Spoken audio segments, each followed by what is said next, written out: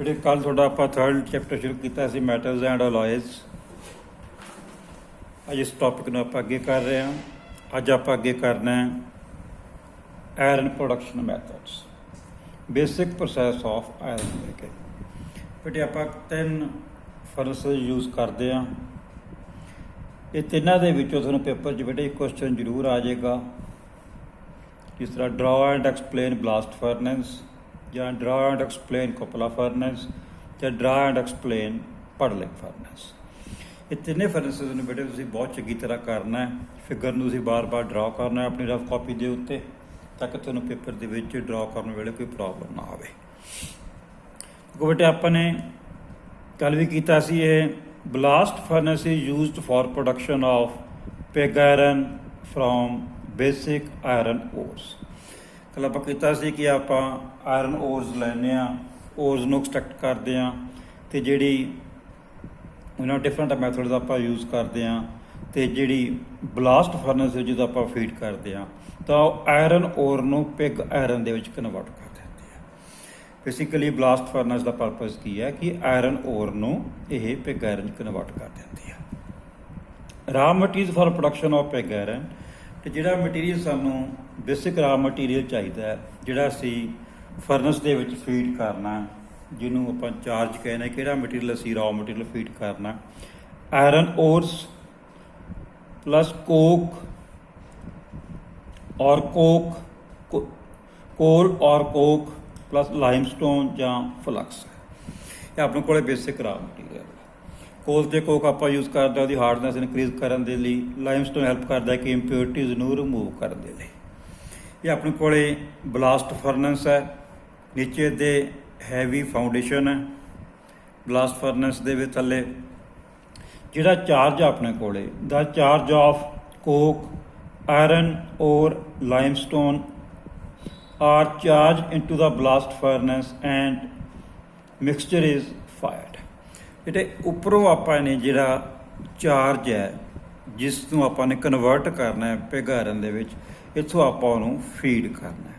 ਇਹਦੇ ਵਿੱਚ ਇੱਥੇ ਦੇਖੋ ਡਬਲ ਕੋਨ ਅਰੇਂਜਮੈਂਟ ਲੱਗਿਆ ਹੋਇਆ। ਆਹ ਡਬਲ ਕੋਨ ਅਰੇਂਜਮੈਂਟ ਹੈ, ਇਹ ਇਸ ਤਰ੍ਹਾਂ ਕਰਕੇ ਰੋਟੇਟ ਕਰਦਾ, ਤਾਂ ਕਿ ਜਿਹੜਾ ਸਾਰਾ ਮਟੀਰੀਅਲ ਹੈ ਉਹ ਸਾਰੀ ਫਰਨੈਸ ਦੇ ਵਿੱਚ ਚਲਾ ਜਾਵੇ। ਆਹ ਆਪਣੇ ਕੋਲ ਸਾਰਾ ਜਿਹੜਾ ਆਹ ਮਟੀਰੀਅਲ ਹੈ ਆਪਣੇ ਕੋਲ ਸਾਰਾ, ਇਹ ਜਿਹੜਾ ਆਪਣੇ ਕੋਲ ਰਾਅ ਮਟੀਰੀਅਲ ਆਪਾਂ ਨੇ ਫੀਡ ਕੀਤਾ ਹੈ, ਉਹ ਸਾਰੀ ਫਰਨੈਸ ਦੇ ਵਿੱਚ, ਜਿਹਨੂੰ ਆਪਾਂ ਕਹਿੰਦੇ ਕਿ ਮਟੀਰੀਅਲ ਸਾਰਾ ਖਿਲਰ ਜਾਂਦਾ, ਉਹ ਸ਼ੁਰੂ ਹੋ ਜਾਂਦਾ।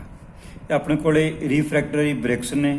ਆਹ ਰੀਫਰੈਕਟਰੀ ਬ੍ਰਿਕਸ ਨੇ ਸਾਰੀਆਂ, ਰੀਫਰੈਕਟਰੀ ਬ੍ਰਿਕਸ ਨੇ, ਰੀਫਰੈਕਟਰੀ ਲਾਈਨਿੰਗ ਹੈ। ਅਤੇ ਇਹਦੇ ਬਾਹਰਲੇ ਪਾਸੇ ਜਿਹੜਾ ਆਹ ਪੋਰਸ਼ਨ ਹੈ, ਆਹ ਵਾਲਾ ਪੋਰਸ਼ਨ ਹੈ, ਇਹ outer shell made of steel plates. ਅਤੇ ਰੀਫਰੈਕਟਰੀ ਮਟੀਰੀਅਲਸ ਦਾ ਪਰਪਸ ਕੀ ਹੁੰਦਾ ਹੈ ਕਿ ਜਿਹੜੇ ਹੀਟ ਲਾਸਿਸ ਨੂੰ ਮਿਨੀਮਾਈਜ਼ ਕਰਨਾ। ਜਦੋਂ ਫਰਨੈਸ ਦੇ ਅੰਦਰ ਆਪਾਂ ਨੇ ਕੰਬਸਟਨ ਸਟਾਰਟ ਕਰਨੀ ਹੈ, ਤਾਂ ਉਹ ਟੈਂਪਰੇਚਰ ਫਰਨੈਸ ਦੇ ਅੰਦਰ ਨੂੰ ਮੇਨਟੇਨ ਕਰਨ ਦੇ ਲਈ ਆਪਾਂ ਇੱਥੇ ਰੀਫਰੈਕਟਰੀ ਬ੍ਰਿਕਸ ਯੂਜ਼ ਕੀਤੀਆਂ ਨੇ, ਅਤੇ ਆਊਟਰ ਸ਼ੈਲ ਹੈ ਜਿਹੜੀ ਉਹ ਸਟੀਲ ਪਲੇਟਸ ਦੀ ਆਪਾਂ ਇੱਥੇ ਯੂਜ਼ ਕੀਤੀ ਹੈ। ਜਦੋਂ ਆਪਾਂ ਮਟੀਰੀਅਲ ਨੂੰ, ਸਭ ਤੋਂ ਪਹਿਲਾਂ ਕੀ ਹੈ, the fire of softwood is ignited initially in the furnace. ਅਤੇ ਸੌਫਟਵੁੱਡ ਨੂੰ ਆਪਾਂ ਫਰਨੈਸ ਦੇ ਵਿੱਚ ਰੱਖ ਕੇ ਨੀਚੇ ਪਹਿਲਾਂ ਅਗਨੀਸ਼ਨ ਨੂੰ ਸਟਾਰਟ ਕਰ ਦੇਣਾ। ਅਗਨੀਸ਼ਨ ਜਦੋਂ ਸਟਾਰਟ ਹੋ ਜਾਣੀ ਹੈ, ਉਸ ਤੋਂ ਬਾਅਦ ਜਿਹੜਾ ਆਪਣੇ ਕੋਲ ਚਾਰਜ ਹੈ, ਆਇਰਨ ਔਰ ਕੋਕ ਅਤੇ ਲਾਈਮਸਟੋਨ ਨੂੰ ਫੀਡ ਕਰਨਾ ਸ਼ੁਰੂ ਕਰ ਦੇਣਾ। ਜਦੋਂ ਆਪਾਂ ਫੀਡ ਕਰਨਾ ਸ਼ੁਰੂ ਕਰ ਦਿੱਤੇ ਹਾਂ, ਕੰਬਸਸ਼ਨ ਇੱਥੇ ਸ਼ੁਰੂ ਹੋ ਜਾਂਦੀ ਹੈ। ਨਾਲ ਦੀ ਨਾਲ ਜਿਹੜੀਆਂ ਫਲੂ ਗੈਸਸ ਨੇ ਉਹ ਇਸ ਡਕਟ ਦੇ ਰਾਹੀਂ ਬਾਹਰ ਜਾਣੀਆਂ ਸ਼ੁਰੂ ਹੋ ਜਾਂਦੀਆਂ ਨੇ। ਜਿਹੜਾ ਆਪਣੇ ਕੋਲ ਅਲਟਰਨੇਟ ਲੇਅਰਸ ਨੇ, alternate layers of coke, iron ਔਰ ਐਂਡ ਲਾਈਮਸਟੋਨ ਡਿਸੈਂਡਿੰਗ। ਉੱਪਰੋਂ ਮਟੀਰੀਅਲ ਥੱਲੇ ਨੂੰ ਆ ਰਿਹਾ ਹੈ। ਇੱਥੇ ਦੇਖੋ ਟੈਂਪਰੇਚਰ ਆਪਣੇ ਕੋਲ ਬੇਟੇ 300 ਡਿਗਰੀ ਸੈਂਟੀਗ੍ਰੇਡ ਹੈ, 500 ਸੈਂਟੀਗ੍ਰੇਡ ਹੈ, 700 ਡਿਗਰੀ ਸੈਂਟੀਗ੍ਰੇਡ ਹੈ, 600 ਤੋਂ 1000 ਡਿਗਰੀ ਸੈਂਟੀਗ੍ਰੇਡ ਹੈ, 1000 ਤੋਂ 1300 ਡਿਗਰੀ ਸੈਂਟੀਗ੍ਰੇਡ ਹੈ। ਇੱਥੇ ਆਪਣੇ ਕੋਲ ਪਾਈਪ ਹੈ, ਜਿਸ ਦੇ ਰਾਹੀਂ ਆਪਾਂ ਅੰਦਰ ਇਹਦੇ ਹੀਟਡ ਏਅਰ ਨੂੰ ਭੇਜਦੇ ਹਾਂ। Pipe that surrounds the blast furnace distributing heated air into the furnace. ਕਿਉਂਕਿ ਆਪਾਂ ਪਰਪਸ ਕੀ ਹੁੰਦਾ ਏਅਰ ਦਾ, ਕਿ ਜਿਹੜਾ ਮਟੀਰੀਅਲ ਆਪਾਂ ਫੀਡ ਕੀਤਾ ਉਹਦੀ ਕੰਪਲੀਟ ਕੰਬਸਟਨ ਹੋ ਜੇ। ਜਿੰਨੀ ਕੰਪਲੀਟ ਕੰਬਸਟਨ ਹੋਏਗੀ ਉਹਦੇ ਵਿੱਚੋਂ ਜਿਹੜੀਆਂ ਇੰਪਿਓਰਿਟੀਜ਼ ਨੇ ਉਹ ਸਲੈਗ ਦੀ ਫਾਰਮ ਦੇ ਵਿੱਚ ਬਾਹਰ ਆ ਜਾਣਗੀਆਂ। ਅਤੇ ਜਿਹੜਾ ਆਪਾਂ ਨੂੰ ਪਿਗ ਆਇਰਨ ਹੈ ਉਹ ਟੈਪ ਹੋਲ ਦੇ ਵਿੱਚੋਂ ਆਪਾਂ ਉਹਨੂੰ ਬਾਹਰ ਲੈ ਸਕਦੇ ਹਾਂ। ਇੱਥੇ ਟੈਂਪਰੇਚਰ ਜਿਉਂ ਆਪਾਂ ਥੱਲੇ ਨੂੰ ਜਾ ਰਹੇ ਹਾਂ ਟੈਂਪਰੇਚਰ ਇਨਕਰੀਜ਼ ਕਰਦਾ ਜਾ ਰਿਹਾ ਹੈ। ਇੱਥੇ ਆਪਣੇ ਕੋਲੇ ਆਪਾਂ ਨੇ ਗਰਮ ਹਵਾ ਦਾ, ਤਾਂ ਕਿ ਜਿਹੜਾ ਅੰਦਰ ਵਾਲਾ ਟੈਂਪਰੇਚਰ ਹੈ ਰਿਡਿਊਸ ਨਾ ਹੋਵੇ। ਇੱਕ ਗਰਮ ਹਵਾ ਨੂੰ ਫਰਨੈਸ ਦੇ ਅੰਦਰ ਇਸ ਪਾਈਪ ਦੇ ਰਾਹੀਂ ਆਪਾਂ ਫਰਨੈਸ ਦੇ ਅੰਦਰ ਭੇਜਤਾ। ਉਸ ਤੋਂ ਬਾਅਦ ਟੈਂਪਰੇਚਰ ਦੇਖੋ ਇਨਕਰੀਜ਼ ਹੋ ਰਿਹਾ ਹੈ। 1600 ਡਿਗਰੀ ਸੈਂਟੀਗ੍ਰੇਡ ਹੈ, 1800 ਡਿਗਰੀ ਸੈਂਟੀਗ੍ਰੇਡ ਹੈ। ਇੱਥੇ ਆਪਣੇ ਕੋਲੇ ਸਲੈਗ ਹੋਲ ਹੈ। ਸਲੈਗ ਮੀਨਸ ਜਿਹੜੀਆਂ ਇੰਪਿਓਰਿਟੀਜ਼ ਨੇ, ਇੱਥੋਂ ਆਪਾਂ ਸਾਰੀਆਂ ਇੰਪਿਓਰਿਟੀਜ਼ ਨੂੰ ਨੀਚੇ ਇੱਥੇ ਕਰੂਸੀਬਲ ਰੱਖ ਕੇ ਉਹਦੇ ਵਿੱਚ ਸਾਰੀਆਂ ਇੰਪਿਓਰਿਟੀਜ਼ ਨੂੰ ਫੀਡ ਕਰ ਦਿੰਦੇ ਹਾਂ। ਇੰਪਿਓਰਿਟੀਜ਼ ਨੂੰ ਫਰਨੈਸ ਦੇ ਵਿੱਚੋਂ ਬਾਹਰ ਕੱਢ ਲੈਂਦੇ ਹਾਂ। ਇਹਦੀ ਜਿਹੜੀ ਹਾਈਟ ਹੈ ਆ ਟੈਪ ਹੋਲ ਤੋਂ ਉੱਪਰ ਹੈ। ਇੱਥੇ ਆਪਣੇ ਕੋਲੇ ਆ ਟੈਪ ਹੋਲ ਹੈ। ਟੈਪ ਹੋਲ ਦੇ ਵਿੱਚ ਕੀ ਹੈ, ਟੈਪ ਹੋਲ ਦੇ ਵਿੱਚ ਇੱਥੇ ਜਿਹੜੀ ਮੋਲਟਨ ਮੈਟਲ ਹੈ, ਜਿਹੜੀ ਆਪਾਂ ਨੂੰ ਪਿਗ ਆਇਰਨ ਚਾਹੀਦੀ ਹੈ, ਇੱਥੇ ਆਪਾਂ ਕਰੂਸੀਬਲਸ ਦੇ ਵਿੱਚ ਉਹਨਾਂ ਨੂੰ ਟੈਪ ਹੋਲ ਦੇ ਰਾਹੀਂ ਮਟੀਰੀਅਲ ਨੂੰ ਪਾ ਲੈਂਦੇ ਹਾਂ ਅਤੇ ਉਸ ਨੂੰ ਫਰਦਰ ਆਪਾਂ ਜਦੋਂ ਯੂਜ਼ ਕਰਨਾ ਹੈ ਉੱਥੇ ਪਰਪਸ ਲਈ ਯੂਜ਼ ਕਰ ਲੈਂਦੇ ਹਾਂ। ਬੇਟੇ ਆਪਣੇ ਕੋਲੇ ਬਲਾਸਟ ਫਰਨੈਸ ਸੀਗੀ।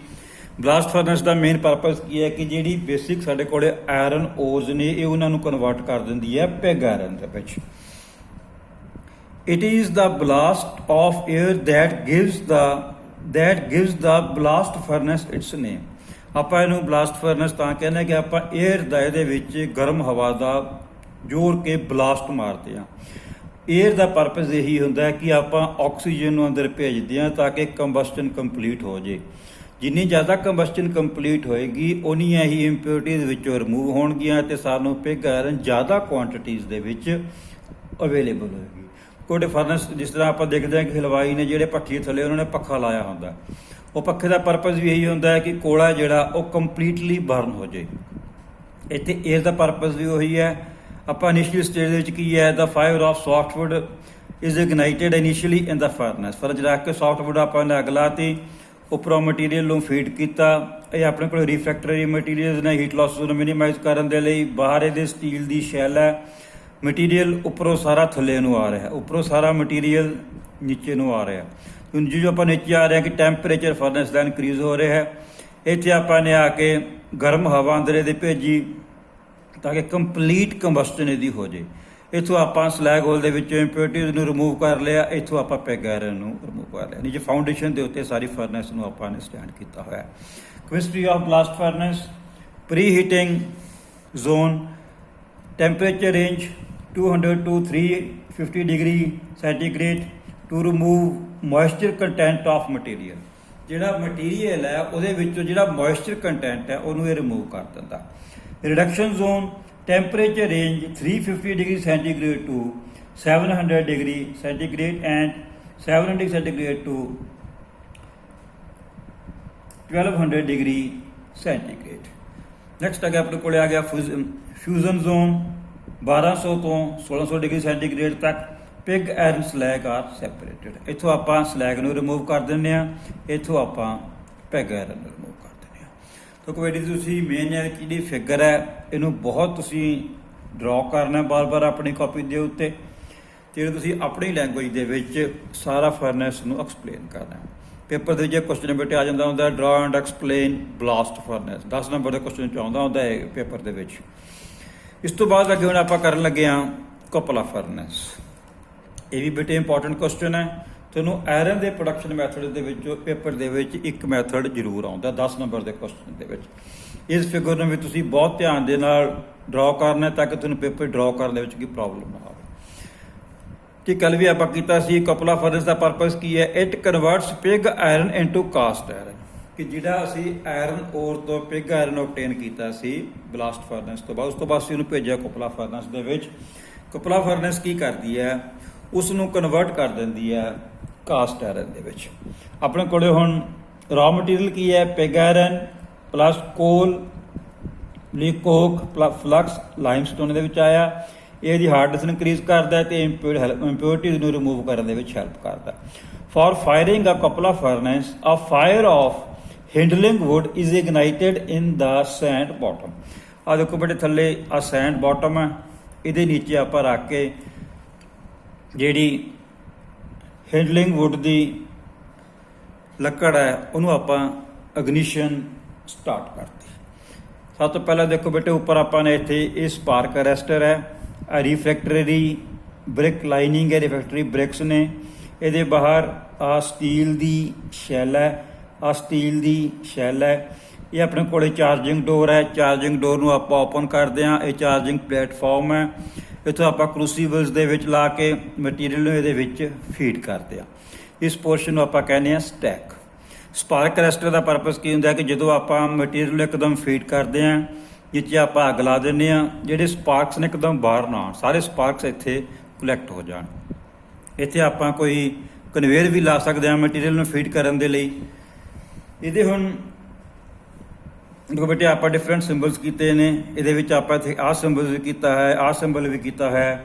ਜਿਹੜੇ ਆਪਣੇ ਕੋਲੇ ਇਸ ਤਰ੍ਹਾਂ ਸਿੰਬਲਸ ਕੀਤੇ ਨੇ ਇੱਥੇ ਟੂ ਡੋਨੇਟਸ ਮੈਟਲ, ਜਿਹੜਾ ਆਪਣੇ ਕੋਲ ਇਹ ਸਿੰਬਲ ਨੇ ਡੋਨੇਟਸ ਫਲਕਸ, ਇਹ ਆਪਾਂ ਸਿੰਬਲਸ ਕੀਤੇ ਨੇ ਡੋਨੇਟਸ ਕੋਕ। ਆਪਾਂ ਜਦੋਂ ਮਟੀਰੀਅਲ ਨੂੰ ਇਹਦੇ ਵਿੱਚ ਮਟੀਰੀਅਲ ਨੂੰ ਫੀਡ ਕੀਤਾ, ਆਪਣੇ ਕੋਲ ਪਿਗ ਆਇਰਨ ਹੈ, ਕੋਕ ਹੈ ਤੇ ਫਲਕਸ ਹੈ, ਲਾਈਮਸਟੋਨ ਹੈ। ਸਭ ਤੋਂ ਪਹਿਲਾਂ ਆਪਣੇ ਕੋਲੇ ਕੀ ਹੈ, ਪ੍ਰੀ ਹੀਟਿੰਗ ਜ਼ੋਨ ਔਰ ਚਾਰਜਿੰਗ ਜ਼ੋਨ। ਆਪਣੇ ਕੋਲੇ ਇੱਥੋਂ ਲੈ ਕੇ ਇਸ ਰੇਂਜ ਤੱਕ ਆਪਾਂ ਇਹਨੂੰ ਕਹਿੰਦੇ ਕਿ ਪ੍ਰੀ ਹੀਟਿੰਗ ਜ਼ੋਨ ਹੈ। ਨੈਕਸਟ ਆਪਣੇ ਕੋਲੇ ਅੱਗੇ ਮੈਲਟਿੰਗ ਜ਼ੋਨ ਹੈ। ਮੈਲਟਿੰਗ ਮੀਨਸ ਜਿਹੜਾ ਮਟੀਰੀਅਲ ਆਪਾਂ ਵਿੱਚ ਫੀਡ ਕੀਤਾ ਉਹ ਮੈਲਟ ਹੋਣਾ ਸ਼ੁਰੂ ਹੋ ਗਿਆ। ਨੈਕਸਟ ਅੱਗੇ ਰਿਡਕਸ਼ਨ ਜ਼ੋਨ ਹੈ। ਅੱਗੇ ਆਪਣੇ ਕੋਲੇ ਕੰਬਸਟਨ ਜ਼ੋਨ ਹੈ।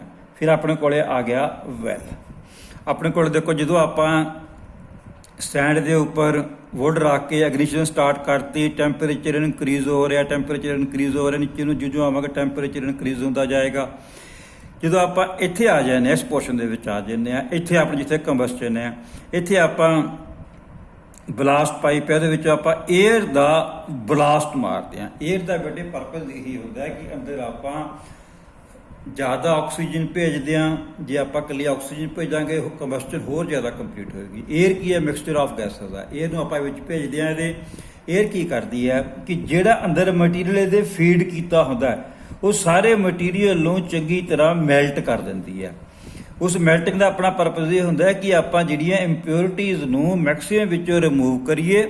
ਇੱਥੇ ਜਿਹੜਾ ਕਾਸਟ ਆਇਰਨ ਹੈ ਉਹ ਜ਼ਿਆਦਾ ਤੋਂ ਜ਼ਿਆਦਾ ਆਪਾਂ ਉਹਨੂੰ ਓਬਟੇਨ ਕਰੀਏ। ਕਿਉਂਕਿ ਬੇਟੇ ਥੱਲੇ ਇਹਦੇ ਵਿੱਚ ਆਪਾਂ ਨੇ ਇੱਕ ਸ਼ਾਫਟ ਲਾਈ ਹੋਈ ਹੈ, ਇਹਦੇ ਵਿੱਚ ਥੱਲੇ ਮੋਟਰ ਲਾ ਦਿੰਦੇ ਹਾਂ, ਉਹ ਥੱਲੇ ਇਸ ਤਰ੍ਹਾਂ ਐਂ ਕਰਕੇ ਰੋਟੇਟ ਕਰਦੀ ਹੈ। ਰੋਟੇਟ ਕਰਨ ਨਾਲ ਮਟੀਰੀਅਲ ਕੀ ਹੈ ਕਿ ਇਹਦੀ ਜਾਮਿੰਗ ਨਾ ਹੋਵੇ, ਕਿ ਥੱਲੇ ਜਿਹੜਾ ਮਟੀਰੀਅਲ ਆ ਰਿਹਾ ਬਾਰ-ਬਾਰ ਆਪਾਂ ਫੀਡ ਕਰ ਰਹੇ ਹਾਂ, ਆ ਕੇ ਕਪਲਾ ਫਰਨੈਸ ਨੂੰ ਜਾਮ ਨਾ ਕਰ ਦੇ। ਕੰਬਸਟਨ ਨੂੰ ਕੰਪਲੀਟ ਕਰਨ ਲਈ ਤਾਂ ਆਪਾਂ ਹਵਾ ਇਹਦੇ ਵਿੱਚ ਭੇਜਦੇ ਹਾਂ ਤੇ ਥੱਲੇ ਆਪਾਂ ਨੇ ਇਹਦੇ ਸ਼ਾਫਟ ਲਾਈ ਹੋਈ ਹੈ। ਇਹਨੂੰ ਆਪਾਂ ਰੋਟੇਟ ਕਰਦੇ, ਇਸ ਤਰ੍ਹਾਂ ਕਰਕੇ ਇਹਨੂੰ ਰੋਟੇਟ ਕਰਦੇ ਹਾਂ। ਰੋਟੇਸ਼ਨ ਸਾਰਾ ਮਟੀਰੀਅਲ ਅੰਦਰ ਇਹਦੇ ਹਿਲਦਾ ਰਹਿੰਦਾ, ਮਟੀਰੀਅਲ ਸਾਰਾ ਹਿਲਦਾ ਰਹਿੰਦਾ। ਜਦੋਂ ਸਾਰਾ ਮਟੀਰੀਅਲ ਪ੍ਰੋਪਰ ਮੈਲਟ ਹੋ ਜਾਂਦਾ ਉਸ ਤੋਂ ਬਾਅਦ ਜਿਹੜੀਆਂ ਨੇ ਆਪਣੇ ਕੋਲੇ ਆ ਜਿਹੜੀ ਸਲੈਗ ਇੱਥੇ ਇਕੱਠੀ ਹੋ ਜਾਂਦੀ ਹੈ ਸਾਰੀ, ਆਪਣੇ ਕੋਲੇ ਸਲੈਗ ਦਾ ਸਪਾਊਟ ਹੈ, ਇੱਥੋਂ ਆਪਾਂ ਨੇ ਰਿਮੂਵ ਕਰ ਲਈ। ਇਹ ਮੈਟਲ ਸਪਾਊਟ ਹੈ। ਆਪਾਂ ਨੇ ਇਹਦੇ ਵਿੱਚੋਂ ਜਿਹੜਾ ਕਾਸਟ ਆਇਰਨ ਹੈ ਉਹਨੂੰ ਕਰੂਸੀਬਲਸ ਦੇ ਵਿੱਚ ਫਰਦਰ ਅੱਗੇ ਪਾ ਲੈਣਾ। ਅੱਗੇ ਵੇਰੀਅਸ ਜ਼ੋਨਸ ਆਫ ਕਪਲਾ ਆਪਾਂ ਪਹਿਲਾਂ ਵੀ ਕੀਤਾ ਇੱਥੇ ਕੀ ਵੈਲ। ਆ ਆਪਣੇ ਕੋਲੇ ਪੋਰਸ਼ਨ ਹੈ, ਇਹਨੂੰ ਆਪਾਂ ਵੈਲ ਕਹਿੰਦੇ ਆ। Metal melts in this zone and tapped out. ਇੱਥੇ ਮੈਟਲ ਨੇ ਜਿਹੜੀ ਆਪਾਂ ਮਟੀਰੀਅਲ ਫੀਡ ਕੀਤਾ, ਪਿਗ ਆਇਰਨ, ਕੋਕ ਤੇ ਫਲਕਸ ਹੈ, ਆਪਸ ਦੇ ਵਿੱਚ ਮਿਕਸ ਹੋਏ ਤੇ ਪ੍ਰੋਪਰਲੀ ਮੈਲਟ ਹੋ ਗਏ। ਪਿਗ ਆਇਰਨ ਆਪਾਂ ਨੂੰ ਕਨਵਰਟ ਕਰਤਾ ਇਹਨੂੰ ਕਾਸਟ ਆਇਰਨ ਦੇ ਵਿੱਚ। ਇੱਥੇ ਪ੍ਰੋਪਰ ਸਾਰੀ ਵੈਲ ਦੇ ਵਿੱਚ ਮੈਲਟ ਹੋਇਆ। ਇੱਥੋਂ ਆਪਣੇ ਕੋਲੇ ਆਹ ਸਲੈਗ ਹੈ, ਸਲੈਗ ਨੂੰ ਆਪਾਂ ਰਿਮੂਵ ਕਰਤਾ ਤੇ ਮੈਟਲ ਨੂੰ ਆਪਾਂ ਨੇ ਕਰੂਸੀਬਲਸ ਦੇ ਵਿੱਚ ਪੋਰ ਕਰ ਲਿਆ।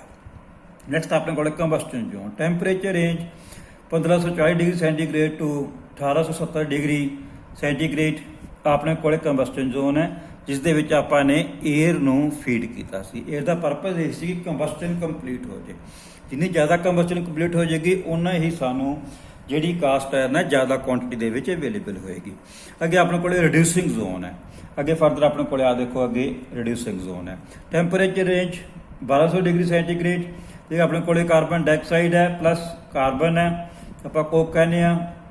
ਇਹ ਕਨਵਰਟ ਹੁੰਦਾ ਕਾਰਬਨ ਮੋਨੋਆਕਸਾਈਡ ਦੇ ਵਿੱਚ ਤੇ ਹੀਟ ਰਿਲੀਜ਼ ਹੋ ਜਾਂਦੀ ਹੈ ਇਹਦੇ ਵਿੱਚ। ਅੱਗੇ ਆਪਣੇ ਕੋਲੇ ਮੈਲਟਿੰਗ ਜ਼ੋਨ ਹੈ, ਮੈਲਟਿੰਗ ਜ਼ੋਨ ਤੋਂ ਉੱਪਰ ਪ੍ਰੀ ਹੀਟਿੰਗ ਜ਼ੋਨ ਹੈ ਤੇ ਆਪਣੇ ਕੋਲੇ ਸਟੈਕ ਜ਼ੋਨ ਹੈ। ਜਿਹੜੀ ਦੇਖੋ ਤੁਹਾਨੂੰ ਮੇਨ ਇਹਦੀ ਫਿਗਰ ਹੈ, ਇਹਨੂੰ ਤੁਹਾਨੂੰ 4-5 ਵਾਰੀ ਡਰਾ ਕਰਕੇ ਦੇਖਣਾ ਪਏਗਾ। ਜਿੰਨੀ ਤੁਹਾਡੀ ਪ੍ਰੈਕਟਿਸ ਜ਼ਿਆਦਾ ਹੋਏਗੀ ਉਹ ਤੁਸੀਂ ਈਜ਼ੀਲੀ ਪੇਪਰ ਦੇ ਵਿੱਚ ਡਰਾ ਕਰ ਲਓਗੇ। ਨੈਕਸਟ ਅੱਗੇ ਆਪਣੇ ਕੋਲੇ ਆ ਗਈ ਪਡਲਿੰਗ ਫਰਨੈਸ। ਤੇ ਆਪਣੇ ਕੋਲੇ 3 ਮੈਥਡਸ ਨੇ, ਪਹਿਲਾਂ ਬਲਾਸਟ ਫਰਨੈਸ, ਕਪਲਾ ਫਰਨੈਸ ਤੇ ਪਡਲਿੰਗ ਫਰਨੈਸ। तो पडलिंग फर्नेस की है, it converts pig iron into wrought iron. ਦੱਸਿਆ ਸੀਗਾ ਕਿ ਜਦੋਂ ਆਪਾਂ ਪਿਗ ਆਇਰਨ ਨੂੰ ਪਡਲਿੰਗ ਫਰਨੈਸ ਦੇ ਵਿੱਚ ਭੇਜਾਂਗੇ ਤਾਂ ਆਪਾਂ ਪਡਲਿੰਗ ਪ੍ਰੋਸੈਸ ਦੇ ਦੁਆਰਾ ਇਹਨੂੰ ਕਨਵਰਟ ਕਰਾਂਗੇ ਰੌਟ ਆਇਰਨ ਦੇ ਵਿੱਚ। Wrought iron has 99% of iron, it is purest form of iron. ਇਹ ਆਇਰਨ ਦੀ ਪਿਓਰੈਸਟ ਫਾਰਮ ਹੈ। ਤੇ ਆਪਣੇ ਕੋਲੇ ਪਡਲਿੰਗ ਫਰਨੈਸ ਹੈ, ਆਪਾਂ ਕੋਲ ਫਾਇਰ ਰਿਵਰਟਰੀ ਫਰਨੈਸ ਵੀ ਕਹਿੰਦੇ ਆ। ਕੋਈ ਆਪਣੇ ਕੋਲੇ ਚਾਰਜਿੰਗ ਡੋਰ ਹੈ, ਇਹਦੇ ਵਿੱਚ ਆਪਾਂ ਮਟੀਰੀਅਲ ਨੂੰ ਫੀਡ ਕਰਨਾ ਹੈ। ਇੱਥੋਂ ਆਪਣੇ ਕੋਲੇ ਆਪਾਂ ਨੇ ਫਾਇਰ ਸਟਾਰਟ ਕੀਤੀ ਹੈ, ਇਹ ਫਾਇਰ ਡੋਰ ਹੈ। ਇੱਥੇ ਜਿਹੜੀ ਐਸ਼ ਕੱਟ ਕਰਦੇ ਆ, ਗ੍ਰੇਟ ਹੈ, ਇਹ ਵਿੱਚ ਸਾਰੀ ਥੱਲੇ ਗਿਰ ਜਾਂਦੇ, ਇਕੱਠੇ ਕਰ ਲੈਣੇ ਆ। ਰਿਫਰੈਕਟਰੀ ਲਾਈਨਿੰਗ ਹੈ, ਇਹ ਚਾਰਜਿੰਗ ਡੋਰ ਹੈ। ਇੱਥੇ ਆਪਣੇ ਕੋਲੇ ਬਲੂਮ ਐਕਸਟ੍ਰੈਕਟਿੰਗ ਡੋਰ ਹੈ, ਫॉर ਰੌਟ ਆਇਰਨ ਐਕਸਟ੍ਰੈਕਟਿੰਗ ਡੋਰ ਹੈ। ਜਿਹੜੀਆਂ ਫਲੂ ਗੈਸਸ ਨੇ ਚਿਮਨੀ ਦੇ ਵਿੱਚੋਂ ਬਾਹਰ ਚਲੇ ਜਾਂਦੀਆਂ। Wrought iron is prepared from pig iron by puddling process. ਆਪਾਂ ਇਹਨੂੰ ਪਡਲਿੰਗ ਪ੍ਰੋਸੈਸ ਦੇ ਦੁਆਰਾ ਪਡਲਿੰਗ ਫਰਨੈਸ ਦੇ ਵਿੱਚ ਜਿਹੜਾ ਆਪਣੇ ਕੋਲੇ ਪਿਗ ਆਇਰਨ ਹੈ ਉਹਨੂੰ ਕਨਵਰਟ ਕਰਦੇ ਆ ਰੌਟ ਆਇਰਨ ਦੇ ਵਿੱਚ, which involves oxidation of impurities by means of iron oxide and air. The charge is melted and then puddled। ਜਿਹੜਾ ਆਪਾਂ ਚਾਰਜ ਇਹਦੇ ਵਿੱਚ ਫੀਡ ਕੀਤਾ, ਇੱਥੋਂ ਆਪਾਂ ਨੇ ਫਾਇਰ ਡੋਰ ਦੇ ਵਿੱਚੋਂ ਫਾਇਰ ਨੂੰ ਸਟਾਰਟ ਕੀਤਾ। ਇੱਥੇ ਜਦੋਂ ਆਪਾਂ ਫਾਇਰ ਨੂੰ ਇੱਥੇ ਸਟਾਰਟ ਕਰਤਾ, ਜਿਹੜਾ ਆਪਾਂ ਚਾਰਜਿੰਗ ਡੋਰ ਚੋਂ ਮਟੀਰੀਅਲ ਅੰਦਰ ਫੀਡ ਕੀਤਾ ਸੀ, ਸਾਰਾ ਮਟੀਰੀਅਲ ਦੀ ਕੰਪਲੀਟ ਕੰਬਸਟਨ ਹੋ ਗਈ। ਉਸ ਤੋਂ ਬਾਅਦ ਆ ਕੀ ਹੈ, the charge is melted then puddled or stirred with long iron rods known as rebels।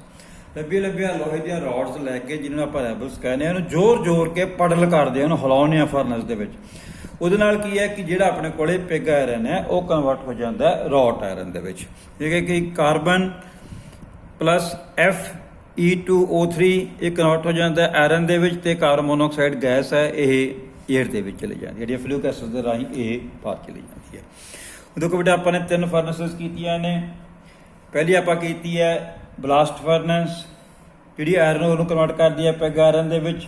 ਫਿਰ ਆਪਾਂ ਕੀਤੀ ਹੈ ਕਪਲਾ ਫਰਨੈਸ, ਜਿਹੜੀ ਪਿਗ ਆਇਰਨ ਨੂੰ ਕਨਵਰਟ ਕਰਦੀ ਹੈ ਕਾਸਟ ਆਇਰਨ ਦੇ ਵਿੱਚ। ਥਰਡ ਆਪਾਂ ਕੀਤੀ ਹੈ ਪਡਲਿੰਗ ਫਰਨੈਸ, ਜਿਹੜੀ ਪਿਗ ਆਇਰਨ ਨੂੰ ਕਨਵਰਟ ਕਰਦੀ ਹੈ ਰੌਟ ਆਇਰਨ ਦੇ ਵਿੱਚ। ਇਹ ਤਿੰਨੇ ਜਿਹੜੇ ਆਪਣੇ ਕੋਲੇ ਆਇਰਨ ਦੇ ਪ੍ਰੋਡਕਸ਼ਨ ਮੈਥਡ ਨੇ। ਤੁਹਾਨੂੰ ਪੇਪਰ ਦੇ 10 ਨੰਬਰ ਦਾ ਕੁਐਸਚਨ ਜਿਹੜੇ ਪੇਪਰ ਦੇ ਵਿੱਚ ਆਉਂਦੇ ਨੇ, ਉਹਨਾਂ ਦੇ ਵਿੱਚ ਇਹਨਾਂ ਤਿੰਨਾਂ ਦੇ ਵਿੱਚੋਂ ਇੱਕ ਕੁਐਸਚਨ ਡੈਫੀਨੇਟਲੀ ਆਉਂਦਾ ਹੈਗਾ। ਤੁਸੀਂ ਤਿੰਨੇ ਫਰਨੈਸ ਨੂੰ ਚੰਗੀ ਤਰ੍ਹਾਂ ਦੀ ਪ੍ਰੈਕਟਿਸ ਕਰਨੀ ਹੈ ਤਾਂ ਕਿ ਇਹਨੂੰ ਪੇਪਰ ਦੀ ਡਰਾ ਕਰਨ ਦੇ ਵਿੱਚ ਪ੍ਰੋਬਲਮ ਨਾ ਆਵੇ। ਜਦੋਂ ਲਿਖਿਆ ਕਿ ਡਰਾ ਐਂਡ ਐਕਸਪਲੇਨ ਤਾਂ ਜ਼ਰੂਰ ਫਿਗਰ ਡਰਾ ਕਰਨੀ ਆ ਉੱਥੇ। ਅੱਗੇ ਆਪਣੇ ਕੋਲ ਆ ਗਿਆ classification of iron and steel. ਪਹਿਲਾਂ ਦੇਖੇ ਕੱਲ ਆਪਾਂ ਕੀਤਾ ਸੀ ਕਿ ਆਪਣੇ ਕੋਲੇ ਆਇਰਨ ਓਰਸ ਨੇ, ਆਇਰਨ ਓਰਸ ਨੂੰ ਆਪਾਂ ਐਕਸਟ੍ਰੈਕਟ ਕਰਦੇ ਹਾਂ, ਉਹਨਾਂ ਡਿਫਰੈਂਟ ਮੈਥਡਸ ਦੇ ਨਾਲ ਆਪਾਂ ਫਿਰ ਪਿਓਰੀਫਾਈ ਕਰਦੇ ਹਾਂ, ਫਿਰ ਬਲਾਸਟ ਫਰਨੈਸ ਦੇ ਫੀਡ ਕਰਦੇ ਹਾਂ, ਉਹਨੂੰ ਕਨਵਰਟ ਕਰ ਦਿੰਦੀ ਹੈ ਪਿਗ ਆਇਰਨ ਦੇ ਵਿੱਚ। ਪਿਗ ਆਇਰਨ ਨੂੰ ਫਰਦਰ ਆਪਾਂ ਕਪਲਾ ਫਰਨੈਸ ਦੇ ਵਿੱਚ ਭੇਜਦੇ ਹਾਂ, ਉਹਨੂੰ ਕਨਵਰਟ ਕਰਦੇ ਹਾਂ ਕਾਸਟ ਆਇਰਨ ਦੇ ਵਿੱਚ। ਫਿਰ ਉਹਨੂੰ ਕਨਵਰਟ ਕਰ ਸਕਦੇ ਹਾਂ grey cast iron, white cast iron, malleable cast iron, nodular cast iron, moderate cast iron ਤੇ ਅਲੋਏ ਕਾਸਟ ਆਇਰਨ। ਜੇ ਆਪਾਂ ਪਿਗ ਆਇਰਨ ਨੂੰ ਪਡਲਿੰਗ ਫਰਨੈਸ 'ਚ ਭੇਜਾਂਗੇ, ਇਹਨੂੰ ਕਨਵਰਟ ਕਰ ਦੇਗਾ ਰੌਟ ਆਇਰਨ ਦੇ ਵਿੱਚ। ਫਿਰ ਜੇ ਆਪਾਂ ਇਹਨੂੰ ਡਿਫਰੈਂਟ ਆਪਣੇ ਕੋਲ ਸਟੀਲ ਦੇ ਮੈਥਡਸ ਨੇ, ਇਸ ਤੋਂ ਬਾਅਦ ਆਪਾਂ ਕਰਨੇ ਨੇ ਸਟੀਲ ਮੈਨੂਫੈਕਚਰਿੰਗ ਮੈਥਡਸ। ਸਟੀਲ ਦੇ ਵਿੱਚ ਪਿਗ ਆਇਰਨ ਨੂੰ ਆਪਾਂ ਜੇ ਆਪਾਂ ਇਲੈਕਟ੍ਰਿਕ ਫਰਨੈਸ ਦੇ ਵਿੱਚ ਭੇਜਾਂਗੇ, ਬੈਸਮਲ ਕਨਵਰਟਰ ਦੇ ਵਿੱਚ ਭੇਜਾਂਗੇ, ਤਾਂ ਉਹਨਾਂ ਨੂੰ ਅਸੀਂ ਆਪਾਂ ਡਿਫਰੈਂਟ ਮੈਥਡ ਆਪਾਂ ਯੂਜ਼ ਕਰਕੇ ਉਹਨੂੰ ਕਨਵਰਟ ਕਰ ਸਕਦੇ ਹਾਂ ਪਿਗ ਆਇਰਨ ਨੂੰ ਸਟੀਲ ਦੇ ਵਿੱਚ। ਆਪਣੇ ਕੋਲ ਕੀ ਹੈ, ਪਲੇਨ ਕਾਰਬਨ ਸਟੀਲ ਹੈ, ਮਾਈਲਡ ਸਟੀਲ ਹੈ, ਮੀਡੀਅਮ ਕਾਰਬਨ ਸਟੀਲ ਹੈ, ਡਿਪੈਂਡ ਕਰਦਾ ਹੈ ਕਾਰਬਨ ਦੀ ਪਰਸੈਂਟੇਜ ਦੇ ਉੱਤੇ। ਹਾਈ ਕਾਰਬਨ ਸਟੀਲ ਹੈ, ਅਲੋਏ ਸਟੀਲ ਹੈ, ਸਟੇਨਲੈਸ ਸਟੀਲ ਹੈ, ਹੀਟ ਰੈਸਿਸਟਿੰਗ ਸਟੀਲ ਹੈ, ਸਪਰਿੰਗ ਸਟੀਲ ਹੈ, ਸਿਲੀਕਨ ਸਟੀਲ ਹੈ, ਟੂਲ ਸਟੀਲ ਹੈ। ਅੱਜ ਬੇਟੇ ਆਪਾਂ ਤੁਹਾਡੇ ਥਰਡ ਜਿਹੜਾ ਤੁਹਾਡਾ ਚੈਪਟਰ ਹੈ ਮੈਟਲਸ ਐਂਡ ਅਲੋਇਜ਼, ਉਹਦਾ ਆਪਾਂ ਨੇ ਕੀਤਾ ਹੈ ਕਿ ਡਿਫਰੈਂਟ ਆਇਰਨ ਪ੍ਰੋਡਕਸ਼ਨ ਮੈਥਡ। ਜਿਹੜੇ ਆ ਵੀ ਤੁਹਾਨੂੰ ਪੇਪਰ ਦੇ ਵਿੱਚ ਕੁਐਸਚਨ ਆ ਜਾਂਦਾ ਹੁੰਦਾ ਕਿ right note on classification of iron and steel. ਇਹ ਸਿੰਪਲ ਡਾਇਗਰਾਮ ਹੈ, ਤੁਸੀਂ ਇਹਨੂੰ ਵੀ ਚੰਗੀ ਤਰ੍ਹਾਂ ਕਰ ਲਓ। ਤੁਹਾਨੂੰ 5 ਨੰਬਰ ਦੇ ਕੁਐਸਚਨ ਦੇ ਵਿੱਚ ਇਹ ਵਾਲਾ ਕੁਐਸਚਨ ਆ ਜਾਂਦਾ ਹੁੰਦਾ।